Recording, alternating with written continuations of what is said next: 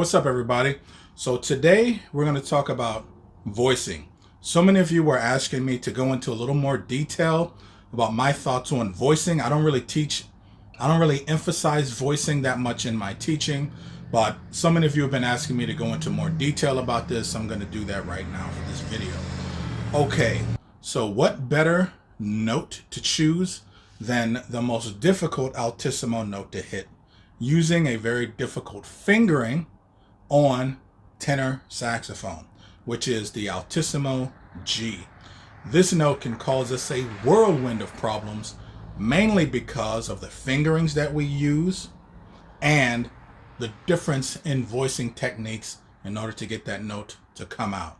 Altissimo G, using the most common fingering, which is just the front key by itself, poses an interesting voicing problem, mainly because our voicing position is so much different for that one particular note than it is not just for the rest of the saxophone below it, but for the other altissimo notes.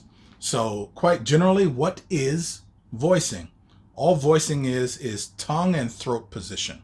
I like to emphasize tongue position because you really can't separate the tongue from the throat. It's a little bit difficult to internalize, to think about these two as being separate.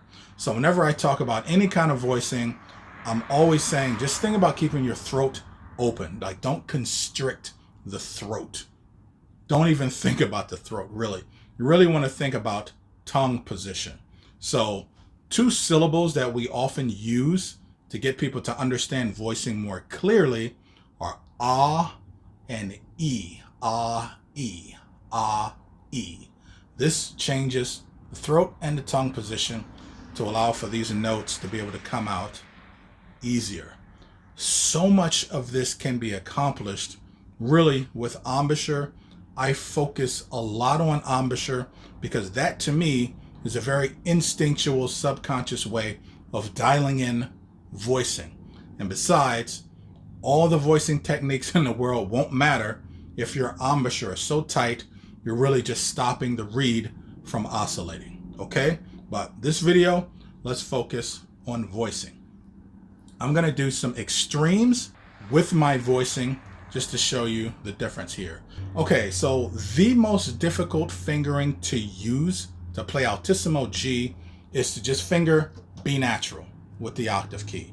That will overblow to an Altissimo G. It is absolutely positively by far the most difficult fingering to use to play Altissimo G.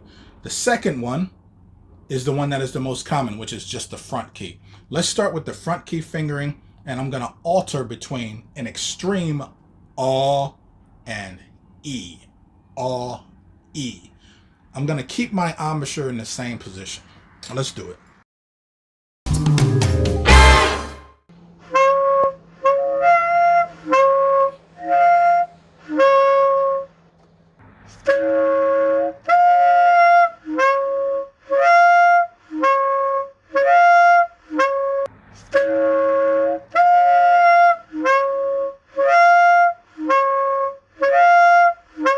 Now let's try that with the B natural fingering.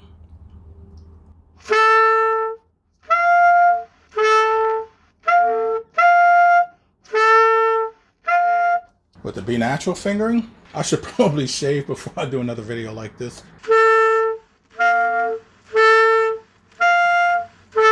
I'm trying to go really high up with the back of my tongue, but still just relax, keeping the throat open. Try this first at double pianissimo. Don't try and go all blastomatic with this thing. I have a lot of videos talking about Altissimo G, one of which is 12 alternate fingerings for Altissimo G, but I feel like this is a good starting point to start to understand voicing. I usually start teaching multiphonics because you don't have such an extreme change in your voicing when you're learning multiphonics. And I focus on embouchure because changing your embouchure slightly will very, very gradually adjust your voicing position. I think it's a much easier concept to understand talking about embouchure, and then voicing is right along there with it. You build confidence, you wind up getting these notes to come out. When I teach multiphonics, under there is a layer of voicing lesson that you get automatically. Okay, a lot of people don't emphasize fingerings enough, in my opinion, when learning Altissimo. The simple fact of the matter is some fingerings are just way easier than others, and usually it's because there's virtually no difference in what you have to do with your tongue and your throat, your voicing, which is why, in my opinion, the embouchure is a great way to just cover a lot. So here's the difference between the really difficult fingerings to play Altissimo G and the easiest one. So let me just make sure, if you're new to my channel and new to my videos, the easiest way of playing Altissimo G is 1 with the high F sharp key.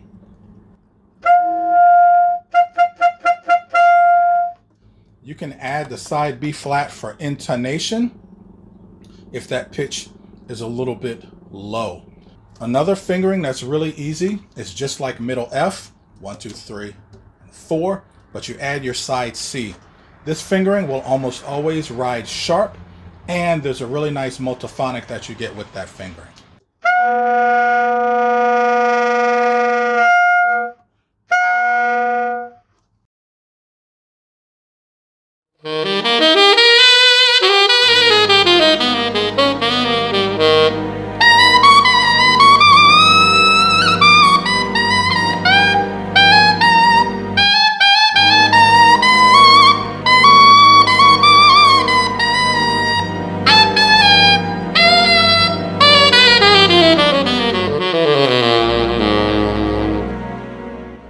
All right, so I'm almost finished with my alto sax Altissimo book, ladies and gentlemen. The tenor book is done.